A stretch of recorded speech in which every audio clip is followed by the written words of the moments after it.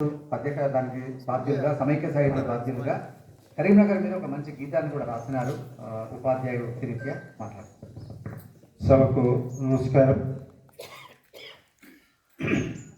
అంబనవంబుజోజ్వలకరంబుజం అంబనవంబుజోజ్వలకరాంబుజ అంబనవంబుజోజ్వలకరాంబుజ శారద చంద్రచంద్రికాడంబర చారుమూర్తి ప్రకట స్ఫుట భూషణ రత్నదీపికా చుంబిత దిగ్విభాగ శృతి సుక్తి వివిక్త నిజ ప్రభావ భావాంబర వీధి విశ్రుత విహారిణి నన్ కృపజూడు భారతి. అధ్యక్షుల వారు వేదిక ఎక్కక ముందే నువ్వేం చేయాలో చెప్పినారు. వారికి ధన్యవాదాలు. ఒకటి ఉంది, చాలా మంది మాట్లాడే సభలో మనకు చాలా అవకాశం ఉంటుంది. ఏంటంటే మనకంటే నలుగురు ముందు మాట్లాడితే అందరికీ నమస్కారాలు, నా వెనక ఇంకా చాలా మాట్లాడే మంది వాళ్ళు ఉన్నారు అనేటువంటి మొదలు మాట్లాడమంటే నా ముందర చాలా మంది ఉన్నారు, వాళ్ళందరూ మాట్లాడతారని దిగిపోవచ్చు. మధ్యలో మాట్లాడమంటే సభకు నమస్కారం. ఇందులో చాలా మంది చాలా విషయాలు మాట్లాడినారు, నాకంటే ఎక్కువ మాట్లాడే వాళ్ళు కూడా వెనుక ఉన్నారు, నమస్కారం దిగిపోవచ్చు. లాస్ట్కి పిలిచారు అనుకోండి సభకు నమస్కారం. నేను నిజంగా అన్ని మాట్లాడదాం అనుకున్నా, కానీ నా ముందు ఉన్న వాళ్ళందరూ మాట్లాడింది కాబట్టి నాకు అవకాశం లేదు. అంటే ఇక్కడ వేణుశ్రీ అన్న గారు నిజంగా వాస్తవంగా నేను సాహితీ సభలకు దూరమే ఒక సంవత్సరం అవుతుంది. అన్నయ్య గారు ఏమన్నారంటే మీరు పద్య కవిత సదస్సు తరఫున ఉన్నారు కాబట్టి రండయ్య అంటే 3 రోజుల నుంచి జ్వరం ఉంది, ఒరిజినల్ గొంతు కూడా కరెక్ట్ లేదు, వారి యొక్క మాట ఇచ్చినాను కాబట్టి వారికి నేను వచ్చినాను. నాకేమనిపించిందంటే మనం ఎంత ఎత్తు ఎదిగినా భగవంతుడు మనకు ఆశీర్వదించి మనకు ఎన్ని సంపదలు ఇచ్చినా రామాయణంలో ఒక చిన్న అంశం ఉంది. రామాయణంలో లంక అంతా కూడా మీరు పెట్టుకునే బంగారం కంటే కోట్ల తులాల బంగారంతో నిర్మితమైనటువంటి యొక్క లంక.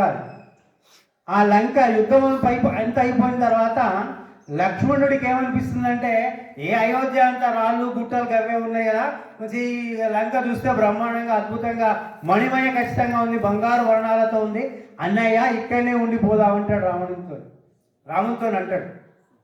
అప్పుడు రాముడేమంటాడు నిజంగా అక్కడ ఉండొచ్చు, వారికి కూడా అద్భుతమైనటువంటి అభిస్వరణం అయ్యినాక నమే రోచతి లక్ష్మణ. కరెక్ట్ అనుకున్న లక్ష్మణ అభిస్వరణం అయ్యినాక నమే రోచతి లక్ష్మణ జనని జన్మభూమిశ్చ స్వర్గాదపి గరీయసి అన్న ఒక్క మాటను పట్టుకొని ఇప్పుడు నరసింహనపల్లి నుంచి కరీంనగర్ హౌసింగ్ బోర్డు కాలనీకి వచ్చిన, హౌసింగ్ బోర్డు కాలనీ నుంచి హైదరాబాద్ ఉంటున్నా ఇంకా తన పల్లెను మర్చిపోకుండా నిజంగా ఇప్పుడు మా గోపన్న ఒక నిమిషం ముగిస్తాను.